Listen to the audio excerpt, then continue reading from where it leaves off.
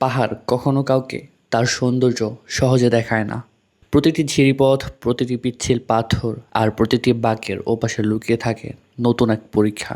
এই অভিযানে আমাদের অপেক্ষায় ছিল রাজা পাথরের মৃত্যুপথ, বাঘের মুখ আর শিব পথের একেবারে শেষ প্রান্তে বাংলাদেশের সবচেয়ে বড় ঝর্ণা লাংলোক। চলুন শুরু করি আজকের যাত্রা। আসসালামু আলাইকুম everyone, this is Shakil and welcome back to my new video. আজকে আমি যাব লাংলোকে এবং লাংলোকে যাওয়ার সব এক্সপিরিয়েন্স শেয়ার করবো আপনাদের সাথে। অ্যান্ড আমি এখন আছি সাউদাংপাড়াতে। আমার পেছনে যে পাড়াটা দেখতে পাচ্ছেন এটাই সাউদাংপাড়া। অ্যান্ড এখান থেকেই আমরা আমাদের জার্নি শুরু করব। লাস্ট ওয়ান নাইট আমরা ওদের সাথে ছিলাম। তোমার নাম কি? তোমার নাম?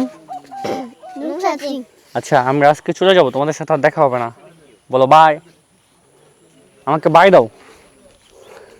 আর আমার ভিউয়ারদেরকে বলো সাবস্ক্রাইব করতে, বলো সাবস্ক্রাইব করো।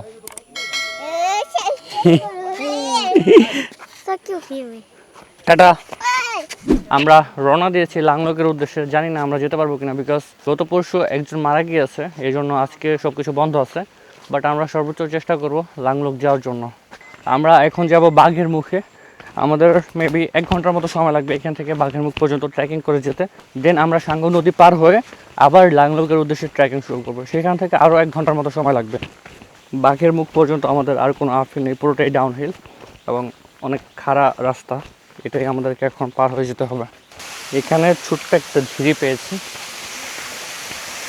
এই দিকটা দিয়ে পানি পড়ছে, এটা আপনাদের দেখানোর চেষ্টা করি।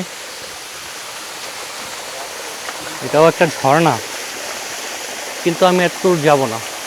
আমরা যাচ্ছি সাউদাংপাড়া থেকে বাঘের মুখে। আপনারা থানচি থেকে অথবা তিন্দু থেকেও সরাসরি নৌকা নিয়ে চলে আসতে পারেন বাঘের মুখে। আমাদের এই ট্রেলটা অত্যন্ত খাড়া, প্রায় 70 ডিগ্রির মতো আমাদের নিচে নামতে হচ্ছে। সো একটা স্টেপ যদি ভুল করি তাহলে একদম জায়গা মতো চলে যাব। আমার পায়ের স্টেপগুলো দেখেন, এখানে পাথর কেটে স্টেপ বানানো হয়েছে যেন পা ফেলতে পারে। এখানে দেখুন, এটা খুব বেশি ডেঞ্জারাস। প্রায় নিচে চলে আসছে। আমাদের দাদা তো আমাদের আগেই চলে আসছে। এখন আমাদেরকে এখান দিয়ে নিচে নামতে হবে এবং এখানে গাছ কেটে স্টেপ করা আছে এবং খুবই পিছলা, দেখতে পাচ্ছেন খুবই পিছলা। পাহাড়ি সরু পথ বেয়ে আমরা ধীরে ধীরে নামছিলাম নিচের দিকে। পথটা যতটা সুন্দর ঠিক ততটাই অনিশ্চিত। এই পুরো ট্রেল জুড়ে আমাদের বারবার পার হতে হয়েছে ঝিরিপথ, কখনো এই পাশ থেকে ও পাশে, আবার কিছুক্ষণ পরই ও পাশ থেকে এ পাশে। যেন পথ নিজেই ঠিক করে দিচ্ছিল এবার কোন দিকে এগোতে হবে। লুক এট দিস, আমরা কতটা ভয়ঙ্কর ট্রেল দিয়ে যাচ্ছি। এখানে আসার পর মনে হচ্ছে আমরা সত্যিকারের অ্যাডভেঞ্চার কোনো ডেস্টিনেশনে যাচ্ছি। It's so like too much wild. এখান থেকে লাংলোক দেখা যাচ্ছে। আমরা অনেকটা পথ চলে আসছি।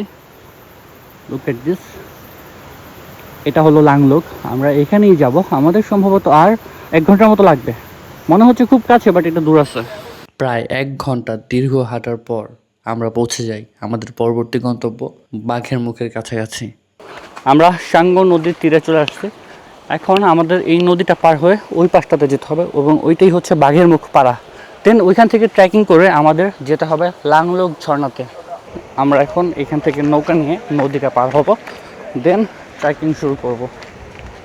এখানে অনেক নৌকা পাওয়া যায়, আমরা একটা নৌকা নিয়ে নিব এখান থেকে। ভাই কোনটা তুলবো?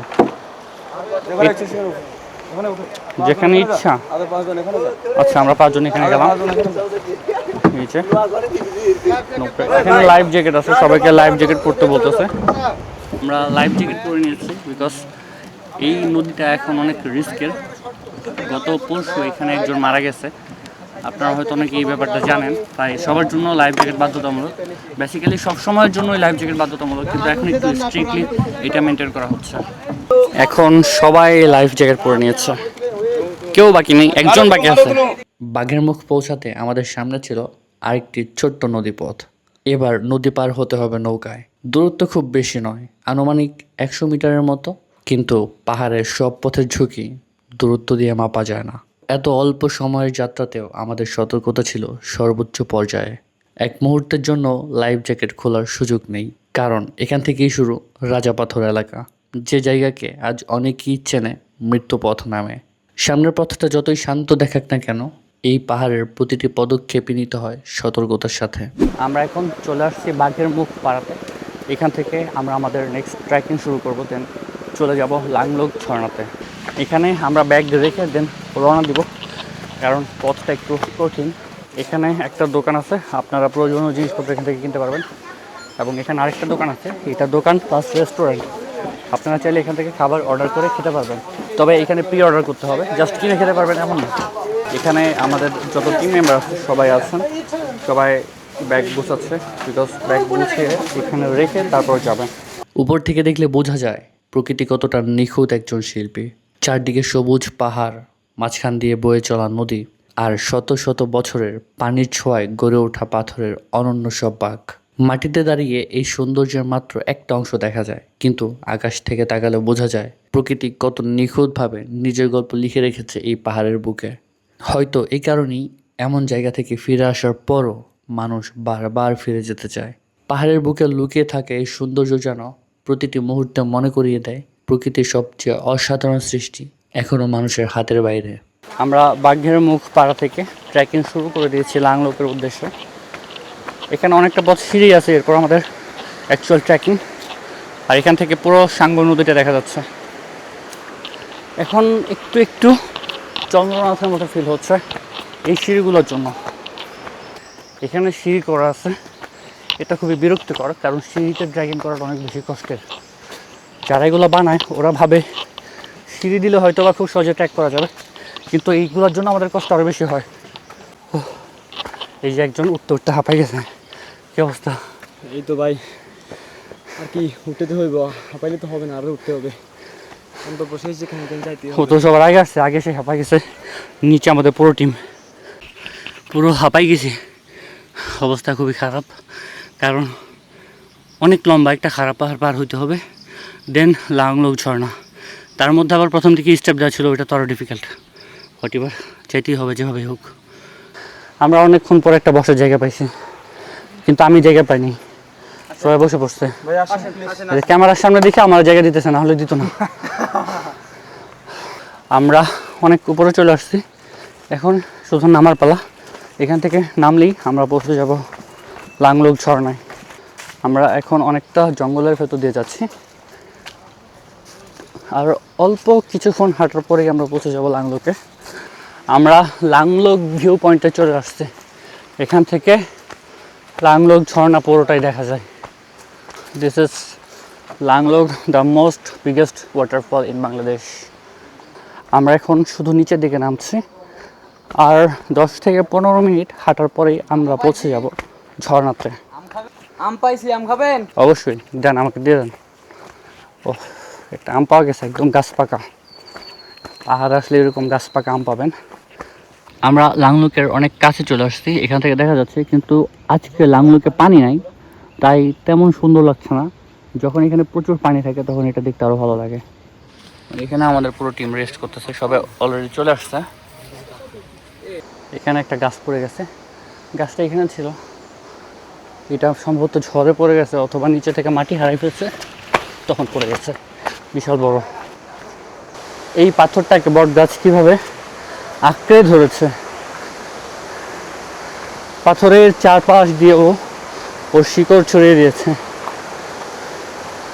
অনেকটা গিলে খাওয়ার মতো। এই জিনিসগুলো আমার কাছে অনেক ভালো লাগে, এটাই ওয়াইল্ডের প্রকৃত সৌন্দর্য। This is Langlok. আমি এখন আছি লাংলোকে, এটা বাংলাদেশের সবচেয়ে বড় ওয়াটারফল, এবং আমার পেছনে এইটা হলো লাংলোকের সামনের একটা পাথর, যেখানে হচ্ছে সবাই ছবি তোলে। আমি এখন আছি লাংলোকের উপরে, এবং এখান থেকে সম্পূর্ণ লাংলোকটাকে দেখা যাচ্ছে। এটাই লাংলোক, বাংলাদেশের সবচেয়ে বড় ঝর্ণা। দূর থেকে এর সৌন্দর্য যতটা মুগ্ধ করে, সামনে দাঁড়ালে তার শক্তি আর বিশালতা ঠিক ততটাই বিস্মিত করে। এই একটি দৃশ্যের জন্যই পেরিয়ে আসতে হয়েছে দীর্ঘ ট্রেইল, পিচ্ছিল পথ, অসংখ্য ছিরি আর অজানা সব চ্যালেঞ্জ। কিন্তু প্রকৃতির একটা নিয়ম আছে, সে কখনো সহজে তার সবচেয়ে সুন্দর রূপ দেখায় না।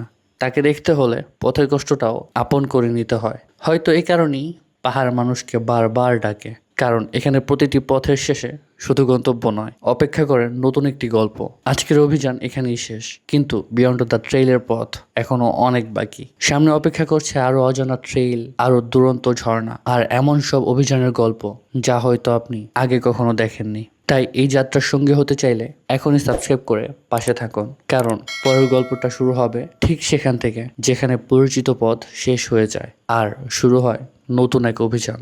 C you on the next trail.